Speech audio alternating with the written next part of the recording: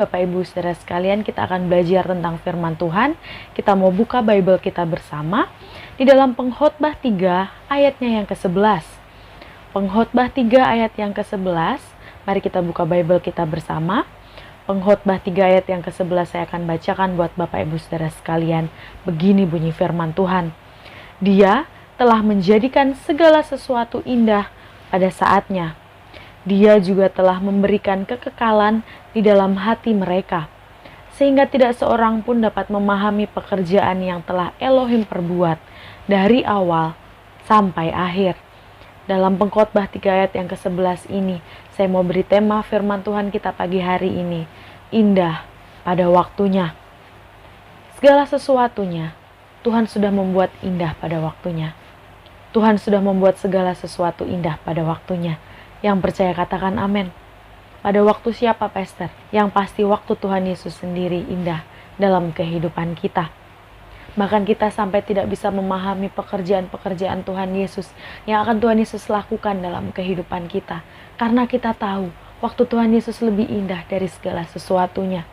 Pasti ada rasa deg-degannya Bapak Ibu Saudara sekalian.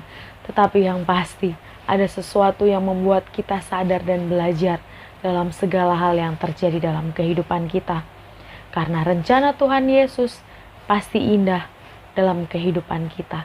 Karena rencana Tuhan Yesus yang terjadi lebih indah daripada rencana kita. Manusia, kita sebagai manusia bisa berencana. Tetapi saat kita berencana, mari kita berikan rencana kita. Mari kita serahkan rencana kita kepada Tuhan Yesus. Agar rencana Tuhan Yesus yang indah saja terjadi dalam kehidupan kita.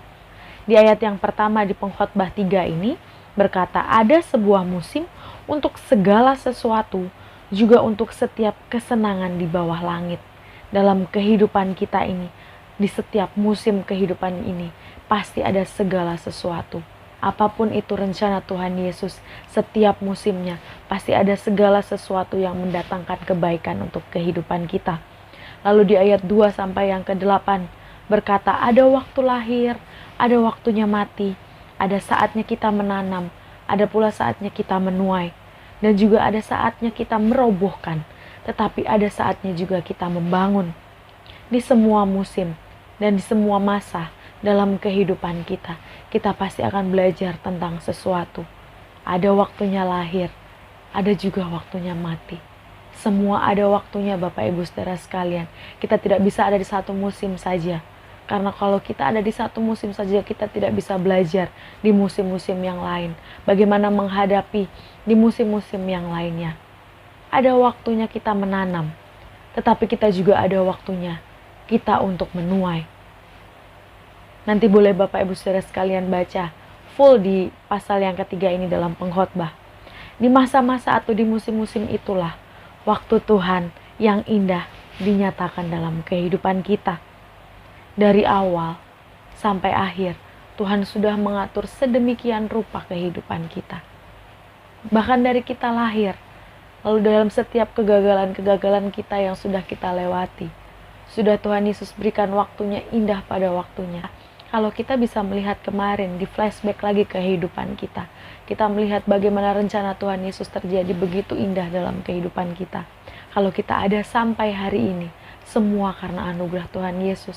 Semua karena pertolongan Tuhan Yesus nyata dalam kehidupan kita. Dari awal Tuhan sudah mengatur setiap kehidupan kita. Bahkan dari kita lahir, nanti sampai kita kembali ke rumah Bapa, semua sudah diatur oleh Tuhan Yesus indah pada waktunya. Tuhan Yesus tahu apa yang akan terjadi nantinya dalam kehidupan kita. Bahkan sehelai rambut yang jatuh dari kepala kita pun Tuhan tahu. Apalagi dengan keadaan kita akhir-akhir ini Bapak Ibu Saudara sekalian, yang kalau kita lihat tidak menentu. Kalau ada Bapak Ibu Saudara sekalian yang bertanya, apakah Tuhan tahu, Pastor, setiap persoalan-persoalan dalam kehidupan kita? Tuhan tahu Bapak Ibu Saudara sekalian. Lalu mengapa Tuhan izinkan ini semua terjadi? Pagi hari ini kita akan belajar. Mengapa Tuhan izinkan semua itu terjadi dalam kehidupan kita orang-orang percaya, anak-anak Tuhan yang percaya kepada Tuhan Yesus. Mengapa Tuhan izinkan semua ini terjadi dalam kehidupan kita? Yang pertama, karena untuk menggenapi firman Tuhan. Kalau kita kembali lihat, Tuhan Yesus sudah memberikan teladan dalam kehidupan kita. Bagaimana cara dia menggenapi firman-Nya. Yaitu bagaimana dengan cara dia mati di atas kayu salib. Itu untuk menggenapi firman Tuhan. Pagi hari ini, kita diajarkan Tuhan, segala sesuatu yang terjadi dalam kehidupan kita, itu untuk menggenapi firman Tuhan. Kita tidak pernah tahu apa yang akan Tuhan Yesus berikan dalam kehidupan kita setelah pandemik ini selesai. Kita tidak pernah tahu Bapak Ibu Saudara sekalian. Tetapi yang Tuhan mau lihat adalah respon hati kita. Bagaimanakah respon hati kita dalam menghadapi setiap pandemik-pandemik yang terjadi, dalam setiap persoalan-persoalan kehidupan kita yang terjadi. Apakah kita akan semakin dekat kepada Tuhan ataukah kita semakin jauh? Tuhan melihat respon hati kita. Karena dalam segala sesuatu yang terjadi ini, semua pasti mendatangkan kebaikan dalam kehidupan kita. Yang percaya katakan amin. Semua terjadi agar penggenapan firman Tuhan Yesus tentang penyertaan, tentang berkat-Nya dan pertolongan-Nya tergenapi dalam kehidupan kita. Mengapa harus melewati proses, Pastor? Kenapa nggak langsung diberkati saja? Kenapa nggak harus disertai saja langsung? Dihindarkan dari segala macam kejahatan atau apapun itu. Seperti perumpamaan tentang talenta. Kalau Bapak Ibu Saudara sekalian masih ingat perumpamaan tentang talenta. Ada 5 talenta yang bertambah menjadi 5 talenta lagi, yaitu berjumlah 10. Lalu 2 talenta yang berbuah 2 talenta juga yang berjumlah menjadi 4. Tuhan Yesus mau mengajarkan kita untuk mengembangkan diri kita. Lewat setiap proses-proses yang terjadi ini Bapak Ibu Saudara sekalian, kita menjadi pribadi yang lebih baik lagi. Keuntungannya untuk siapa? Untuk diri kita juga Bapak Ibu Saudara sekalian. Dan juga untuk memberkati orang-orang di sekitar kita. Semua ada masanya. Kalau kita mengalami panen yang banyak, bersyukur Bapak Ibu Saudara sekalian.